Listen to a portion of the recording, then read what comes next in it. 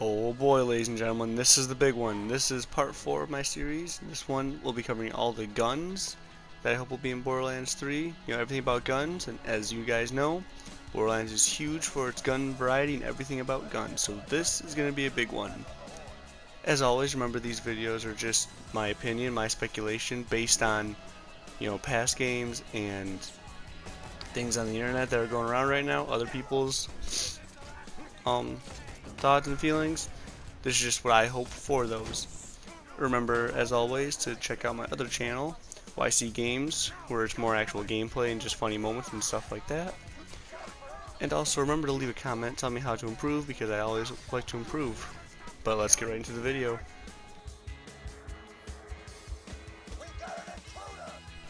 Now, when talking about the different manufacturers of Borderlands, it's important to point out that there isn't one distinct, single best company. It all matters on different kinds of playstyles and the different situations you put yourself in.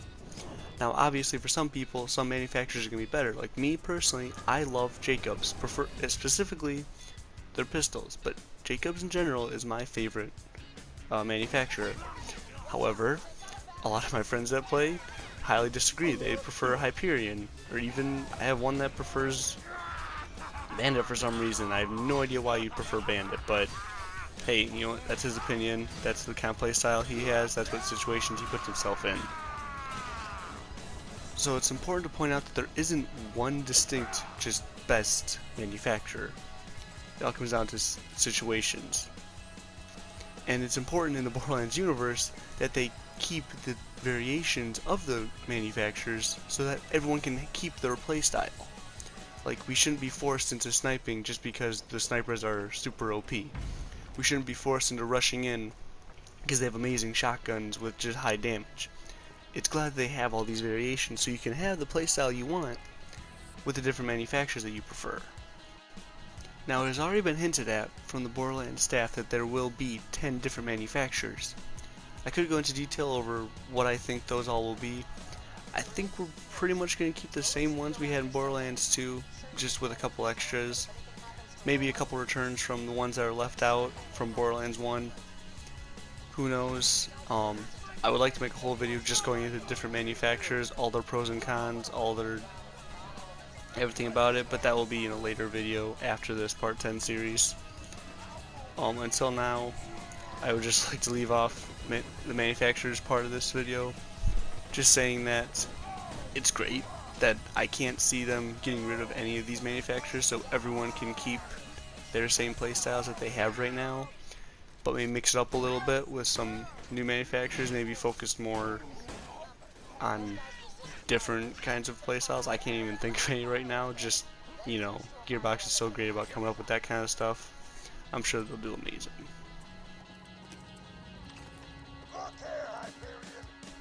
Now, in this category, I'm not talking about legendary weapons here. These are the guns that do special things or have special aspects about them without having that orange color that makes it legendary. These are the unique guns that stick out for a few reasons, you get from an Easter egg, or it's just a really special reward from a mission that just has some special aspect to it that, other than just a very good stats. Obviously, there's lots of examples of these kind of guns. When talking about, ones you get from an Easter egg, I always think about the Minecraft Easter egg with that awesome fire shotgun you get. That's one of my favorite shotguns in the game, just because it does have that special, 3x3 spread that's pretty easy to predict, and plus the fire damage always helps. And it's just an interesting gun, that's just special. It's not a gun with good stats, it's just a gun with a really cool design pattern to it. Same with Moxie's shotgun she gets. I didn't even realize this because it seems so random, but my one friend pointed out that if you shoot at a wall, the whole clip, it makes a little heart in the wall. Like the bullet spread, it makes a little heart if you shoot the entire clip in one spot, which I think is a really cool thing, and that's a mission reward you get. Same with the Bane, that's another really cool gun you get for a mission reward.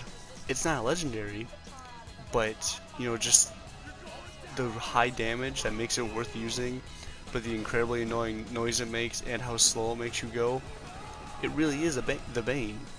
Which is a great name for it because exactly what it is, and I love that gun because of just how unique it is and how fun it was to use it, even though it was terrible because of those crutches it gave you.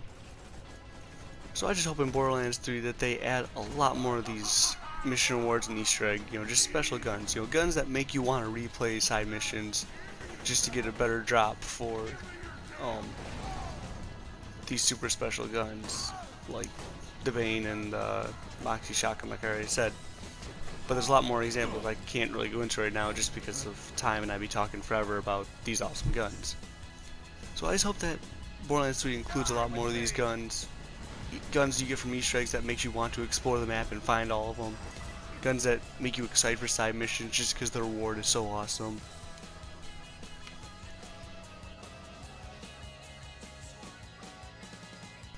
Obviously, you can't talk about the guns in Borderlands without talking about the Legendaries. These are the guns that you just grind bosses for, wanting to get the best drop you can for them, just so you can brag to your friends, have an awesome gun, just used for way longer than any other kind of gun you get in the game. Not only because they're just good stats, but just the awesome, crazy aspects about them that are just really fun to use. Add unique spin on the game, make it not just any generic first-person shooter, but makes it that much fun to play the game because of all the crazy, awesome things that happen when you use these guns. One of the most famous examples of this, and one of my personal favorite legendaries that I have gotten, is obviously the Conference Call. Just a super powerful shotgun, tons of damage, and the bullets coming in sideways. That's first of all just an incredible, awesome idea for a gun, even though it makes no sense. It's just a fun time, but it's so good, it's so fun to use, and that's why I love the Legendaries in this game. Not just that one, but all of them, just because they have unique properties to them that make them just super fun to use and amazing. And that's why I love these games, is just because of the crazy, wacky stuff you find everywhere, especially in the guns. And that's why I hope for Borderlands 3, that they have more of these awesome, just kind of memorable guns that you want to go back to and try to farm bosses for just one certain gun.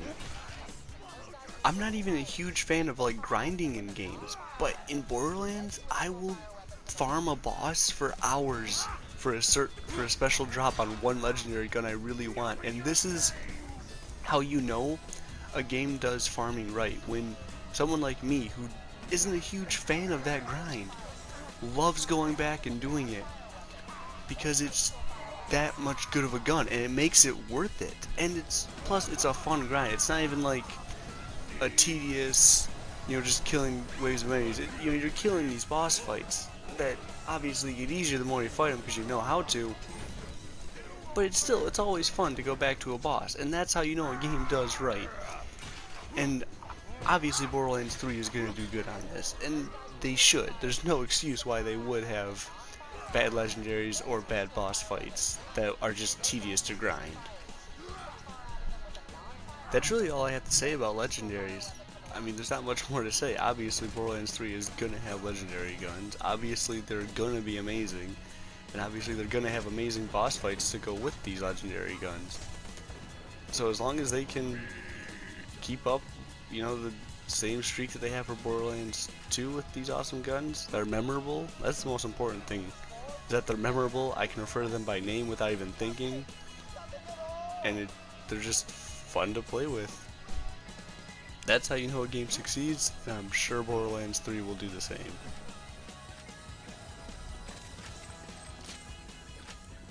Now, I've heard some talk about people wanting them to return certain legendaries from Borderlands 2 and even the pre-sequel into Borderlands 3. It's an interesting idea, but I highly doubt it will happen, and I honestly don't want it to happen because it would take away from what made those guns so special in their games. If they were allowed and available in more games than just whatever ones they were introduced in, they wouldn't feel as special to that game. So even returning like the Conference Call, like I said earlier, my favorite legendary gun, yeah, I would use it, but I almost don't want to use it in Borderlands 3 because that's such a fun gun to use in Borderlands 2.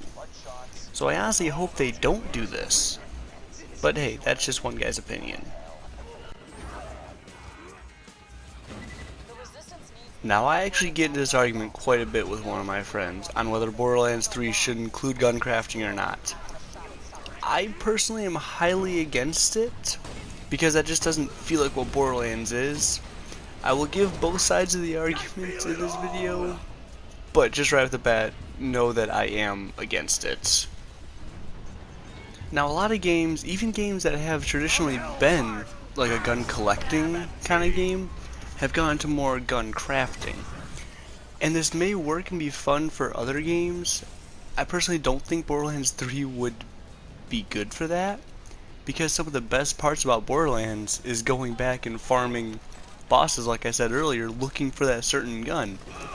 And that would just lose all value if you could just find the gun once, level it up somehow so you'd always be able to use it, attach whatever attachments you want to it, put whatever elemental you want to it. It would just lose its value entirely if you could alter whatever drop you got.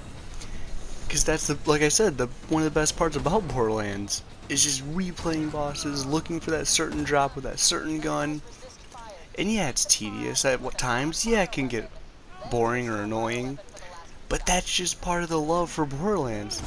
And it would almost be a shame to change that into just something you can find a drop and then add it however you want.